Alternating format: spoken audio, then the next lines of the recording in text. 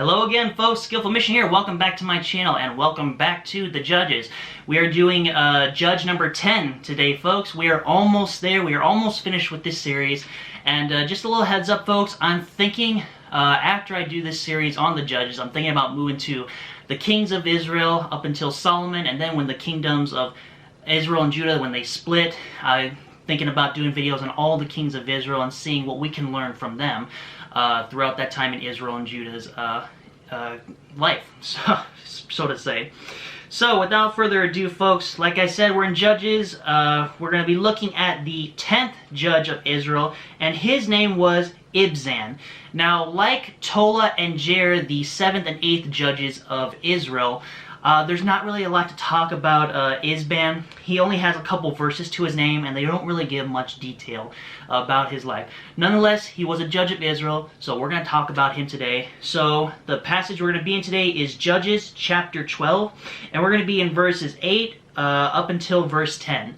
So if you have your Bibles, that's where we'll be at. And I will start now, and it says in chapter 12, verse 8, it says, "And after him, Ibzan of Bethlehem judged Israel." So now that Jephthah has died and no one is ruling over Israel now, Ibzan has taken over Jephthah's spot to judge Israel. And it says in verse 9, "And he had 30 sons and 30 daughters." Oh my goodness, folks, 60 kids. It's kind of interesting how he got an even amount of boys and girls. Doesn't that seem interesting to you, folks? "Whom he sent abroad, and took in 30 daughters from abroad for his sons.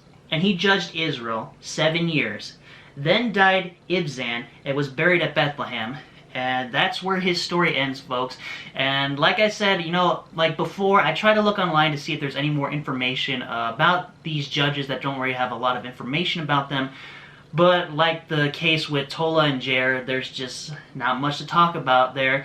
And I guess the most significant thing about this guy is he had 60 kids, and that they were equal amounts of boys and girls, split in half. So that's all we have to talk about Ibzan today, folks. Next week, I'll just tell you now, we're going to be combining the 11th and 12th judge of Israel, because like with Ibzan, their story is really short, and I figure next week we'll just combine both of them. And then after them, we're going to get into quite possibly my favorite judge in the Bible. And I'm sure you folks know who that is. But anyways, folks, if you enjoyed this episode, even though there wasn't a whole lot of information, leave a like and comment, subscribe, join the audience today, and folks, I'll see you in the next video, whatever I make. Thank you so much. God bless you all.